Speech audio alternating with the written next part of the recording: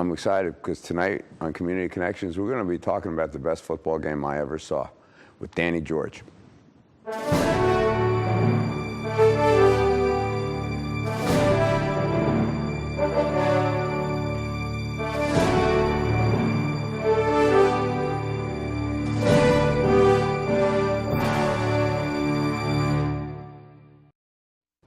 Thanks for coming over, and it was the best football game I ever watched. Certainly the one I got the most excited at.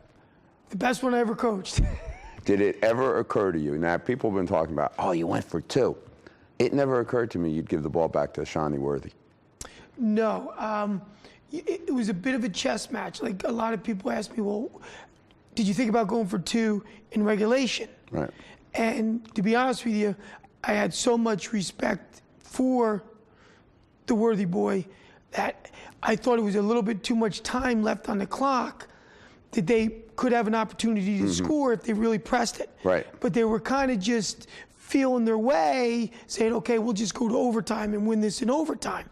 So I felt like if at that point, when we won the toss in overtime, I knew right away that, you know, if we were fortunate enough to score, we were going to go for 2. You know, I've watched a lot of high school football games in my life. I've never seen anything like the freehold offense and that kid. Not big, but he's powerful. Pretty fast. I don't know if he's the fastest guy on the field, but he moves better than everybody else.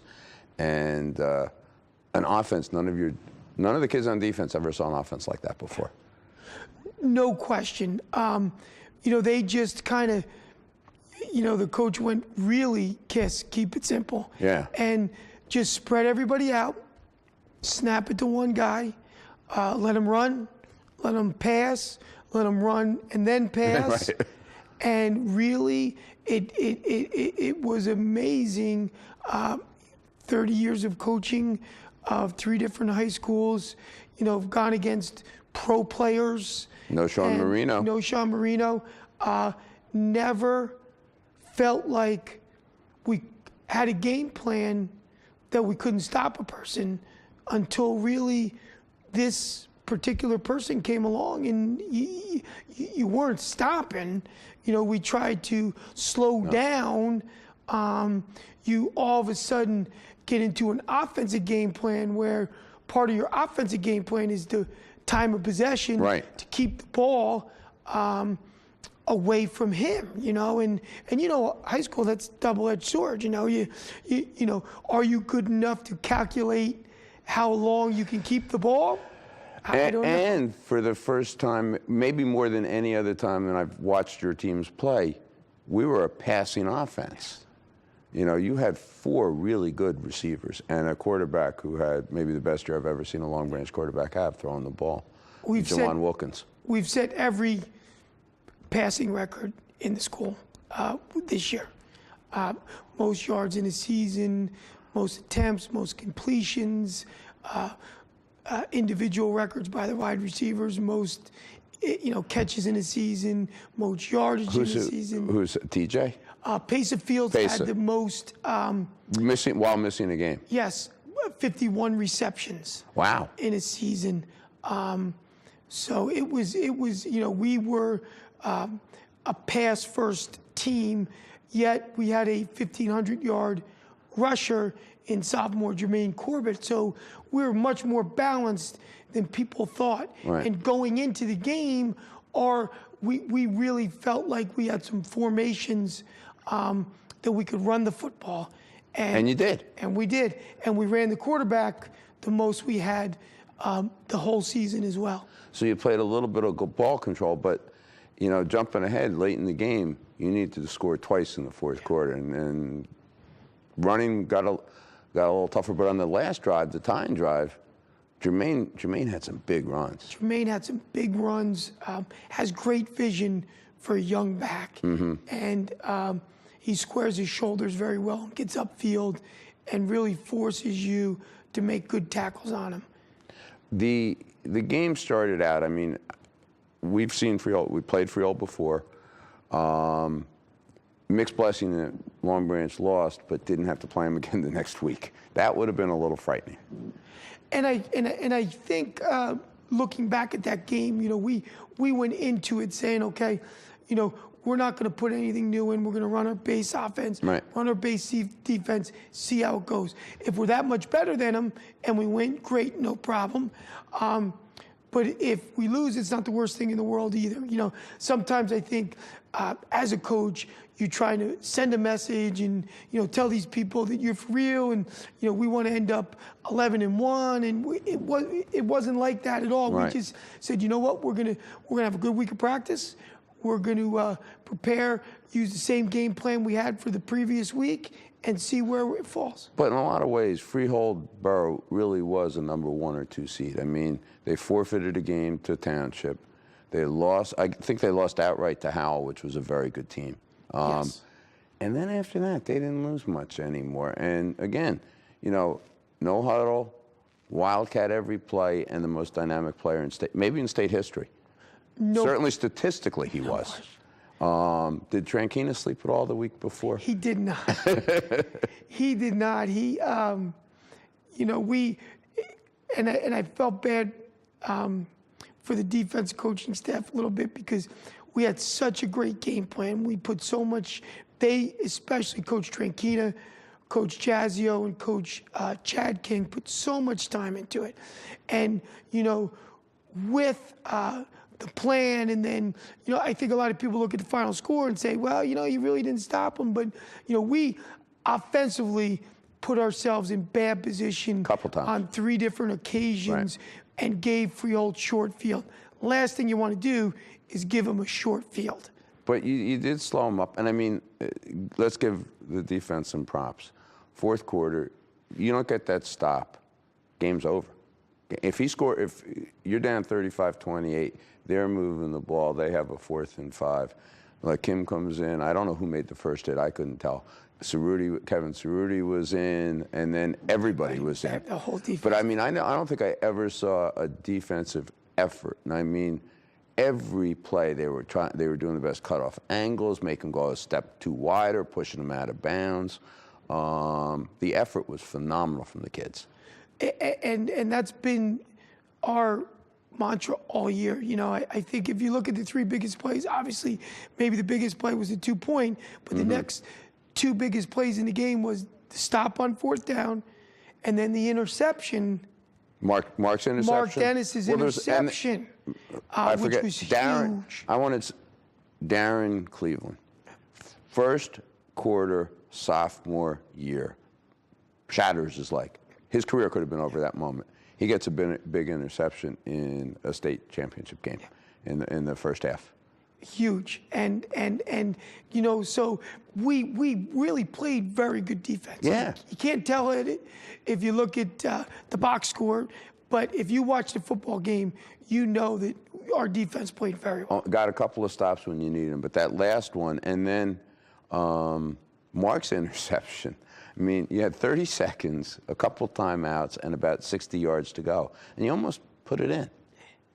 It was incredible because people don't realize they ran the same play earlier in the game, and Mark tackled the player right away. When he came off, he got on the headsets with Coach King, talked to Coach King on the sideline. He goes, listen to me, you can pick that ball off. He goes, yeah, I know, Coach, I can. And then later in the game, they went back to it, and that was the same play, and he picked it off. The kids, I mean, one of the things, and you said it, I think it was the quote I read in the press, resiliency, never quit. But you've been telling me about it, and all the coaches, from summertime. This was a special group of kids. No question. We, 4 years ago, their freshman year, we lost a heartbreaker in the state semifinals. And when you look at, I think, the result of anything, there's a journey to it. Kids were part of a program with great success. Then we fell on hard times the next year. Right. And then we had a very small senior class a year ago, and forced a lot of these kids to play, and we changed divisions, and we're group. We went into Group 4 and we went into the B North with a bunch of really big schools, and the play was different. It was more physical. A little bit like the Big Ten. A little bit like the Big Ten, and literally our kids realized was the game was different. What we were playing was different, and we sit there and as coaches and as players talked about what is it going to take for us to be successful. We went to 2 years ago. We went to get up 6 o'clock. You're at practice at 6:30 all summer long. Forcing the kids to get in, at a decent hour the night before, and really focus on the summertime and getting better, from speed and agility workouts to weight room workouts to on the field workouts. So we challenged them mentally, put them in situations. It was difficult, not just what we were doing in practice, but getting to practice and making sure that they had to commit to getting a practice at an early hour, getting some sleep the night before. And this senior group, saw the blueprint, understood the blueprint, and then followed it. And that's why, as a coach, I sit back and I just couldn't be prouder of a group of kids. And then get in the football game, and every little piece happened. We played great. We shot ourselves in the foot. We got behind. We came back, and then we ended it on probably the greatest play in Long Branch football history. One play to win. I mean, it was the right way for that game to end. Going for 2, 3 receivers, and Eli just out of the backfield. Right out of the backfield. And when we called timeout, I went over and I said, guys, we're going for 2. Oh, coach, we're going for 2. I look at, because we had practiced that pregame. Had you ever run that play before? We have never run it in a game. We put it in. We had it in for 2 weeks. And we kind of put it in 2 weeks ago, ran it a couple times, ran it 3 or 4 times this week coming up. And I talked to Ben Woolley, and who's the offensive line coach, and Greg Pettu, who's the quarterback coach, and they coordinate the run and the pass game. And I said, listen, make sure we go over the 2-point play, because I am sure at some point we're going to need it. And so you had, I think it was Pasa and TJ and Kmar went out to the right, and that I assume that's the plan. Clear out the cleared out. They're in man coverage, so their middle linebacker had to cover the back out of the backfield. And I don't know if you noticed, but from about 3 minutes left in the game on, the middle linebacker got banged. Banged up pretty good, and he kept holding his elbow. Okay. I was kind of watching, and he would have trouble on a good day covering one of our backs out, let alone being banged up. So, it made it that much easier. And Eli was caught it on the 1, walks in, runs in. He said, Coach, he looked at me, goes, Coach, I'll catch it. I promise I'll catch it. He was excited. Oh, you ever see a celebration like that at the end of a high school football game? No, and that's where it gets to be so dramatic, and thank you to the NJSIA and Rutgers for hosting. It was such, college football now is I think is the greatest game it ever played. And they do so many things to fire the fans up. And so the horn at the end, is, every time after every score was so neat. That goes off, people just go crazy. People were great. Well, we're going to take a break, and then we'll come back for the second half of the show. Beautiful.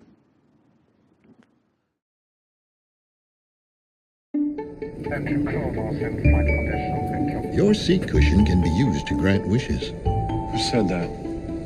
Hello? Really can, You talking to me? Sure am. Because the airline miles you earn and donate to Make-A-Wish can help send thousands of kids on their wish trips. So donate to Make-A-Wish today. You really should, You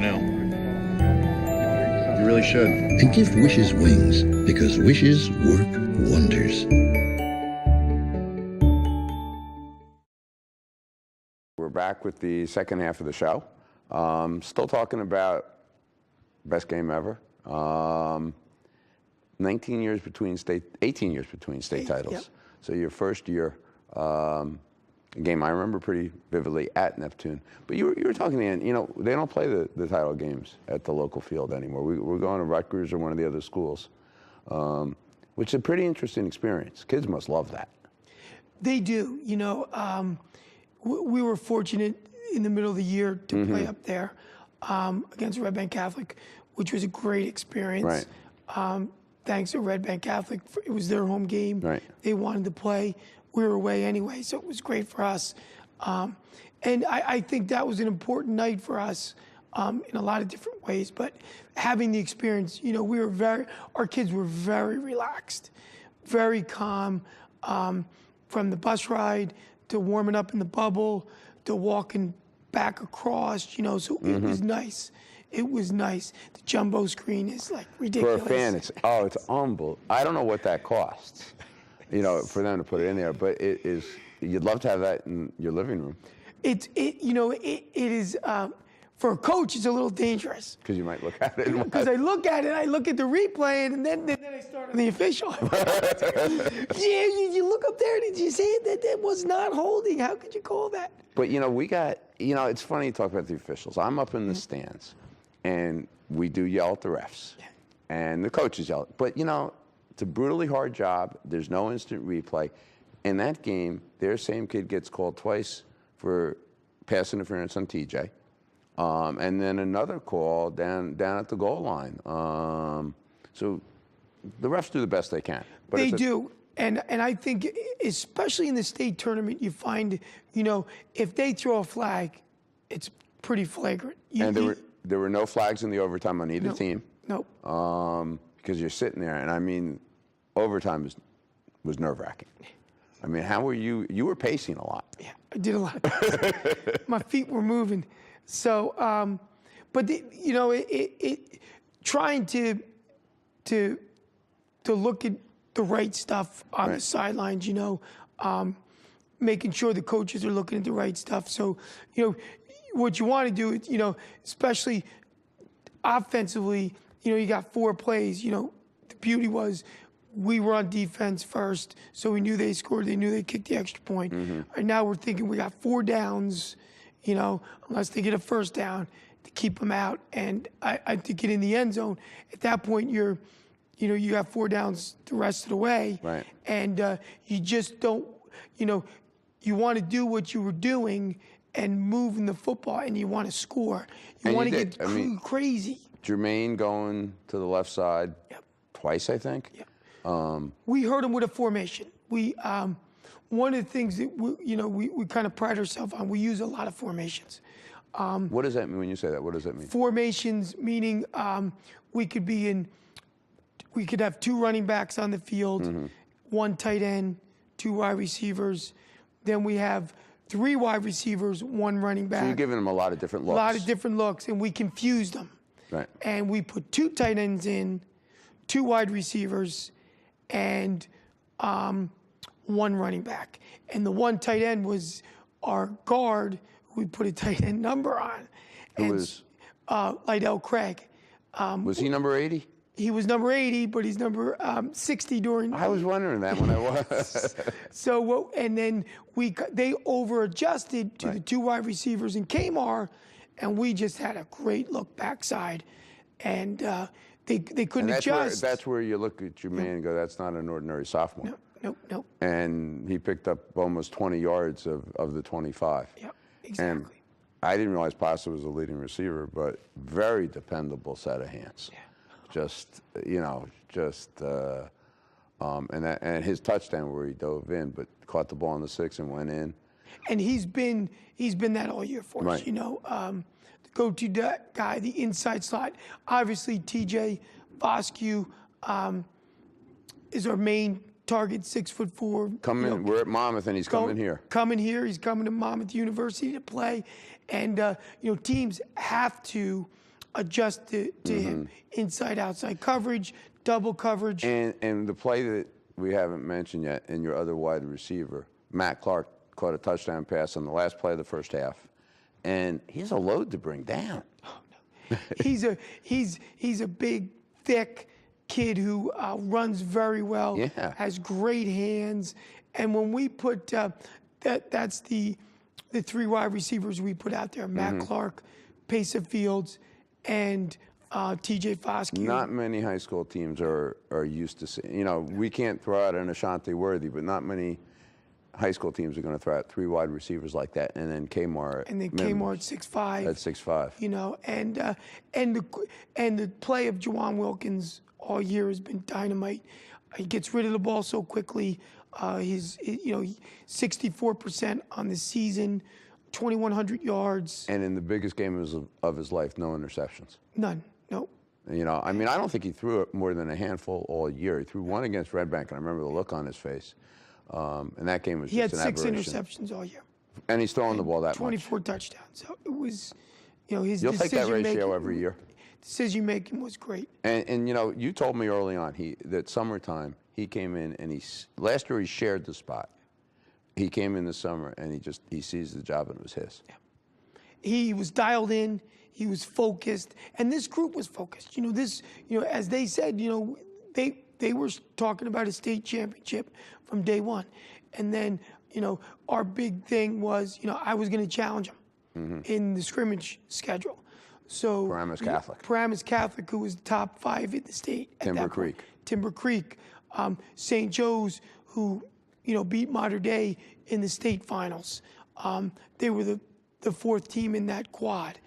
Then we went to Westfield, who hasn't lost a game in 36 games, Right. 3 state titles, as well as Somerville. So when we went in the try, we went Westfield and Somerville. Somerville just beat Rumson in the finals. What'd that do for our kids' confidence? It was a stamp of approval that we can play with anybody, and that's what I wanted to get out of the scrimmage. You know, yeah. Listen to me, we weren't perfect all year. We lost some games, and that wasn't the message. The message was when we want to play football, we can play and beat anyone in the state of New Jersey, and that's what we did there. Look, RBC, the kids played well, just didn't win against a team that plays on a different level than a public school. No question about that. And the Red Bank game, it didn't matter. I mean, the kids play, no criticism. Well, and it didn't. And you're right, Mayor. It didn't matter. Normally it's a conference game. It wasn't even a conference game. right. It was. It matters to old guys like me who remember Thanksgiving Day. and we were playing for a trophy. Right. No question about it. But we had some kids hurt. Our kicker didn't kick, which possibly Right. could have turned Mark out to didn't be. play. Mark Dennis, our all conference safety didn't play, which was huge. But it was an opportunity for other kids to play Right. and get experience. And some of those kids helped them in the state championship game. So I still feel it was a positive experience, even in the fact that we didn't win the football game. I didn't care that we didn't win the football game. Would I like to win? Sure. Right. But the bigger picture was preparing a team for a state title, and we played 4 or 5 guys that would nearly never played as much. Our passing game was spot on. Yes. We really we threw the football a lot, which we wanted to. This way, less physical, less opportunity for someone to get hurt, but we worked on our passing game. You have a great group of assistant coaches, a lot of them with a Long Branch connection. I mean, Ben Woolley played for you. Gary Pence's father played. It's Gary, and his father played as a Long Branch guy. Trankeen is not a Long Branch guy, but we'll take him. Yeah. He is now. I mean, Chad played for Ocean. Chad King played for Ocean. I'm leaving somebody out, and I don't remember who it is. Terry King. Terry, played who in was the state first finals. adult on the field during the post-game celebration. He went right down the sidelines. Oh, he was right going down. crazy. But Terry is one of the kids. When I lifted that summer, he was one of the kids there, and he took a team to the state finals where they lost to Ocean. But I think I think he got some of that out of his system No question. Saturday. And actually, Chad King, who was our defensive back coach, special teams coordinator, he played for me at Ocean. Okay. And then Chris Parker, who's the wide Played for you receiver at Red coach, Bank. played for me at Red Bank. But they're a great. It's They're great with the kids. They're phenomenal with the kids. Jazz, I'm sorry. That's what I Coach forgot. Jazzio, yep. Long Branch. With the defensive line. It's a group of coaches that are motivated, excited, love the kids. Get the picture of why we coach. Obviously we would love every year to end this way. But with 5 wins in 2 years, this coaching staff, along with his kids, have been through a tremendous amount. And there is a big picture to it. Right. We want to say, hey guys, listen to me. We ended with a championship. Why did we end with a championship? We put a tremendous amount of time in. We made a commitment to winning a championship, and we showed discipline in doing everything it takes to win. And resilience in the one game. Like life. This is what we want to do, and our coaches are able to show it. Our kids are able to see it in their coaches. That man, this is what it's about. How was the bus ride home? I cried most of it. Did you really? I was just a proud pop. I was just a proud. So many times we put in probably the same amount of effort and might have come up a little short. Right. Everything came right at this game, and I was just proud for him. What the fire truck ride. What did the kids think when they saw and heard the fire? Did they know the fire trucks were going to be there for them? They heard. From our championships won. Right. And it is the greatest post-game part of winning a championship. Right. Better than a banquet, better than everything, is the fire truck ride. Well, by the time the banquet happens, the buzz has worn off. But it's something about the fire trucks. Yes, absolutely. And the horns and the lights. I cried. I was crying all the time. I'm glad to hear that. Thinking about what this team accomplished, thinking about the community involvement. I mean, someone said, what does this mean, to the kids and to the town? I said, did you see what happened? That spontaneous out. Everybody coming out of the community houses. was on the field hugging the players, hugging each other, hugging the coaches. It was amazing. As much fun as you can ever have. It was amazing. It was just amazing. Well, that's a great way to end. Thank you very much for coming. Thank you, Mayor, for everything. My pleasure. My pleasure.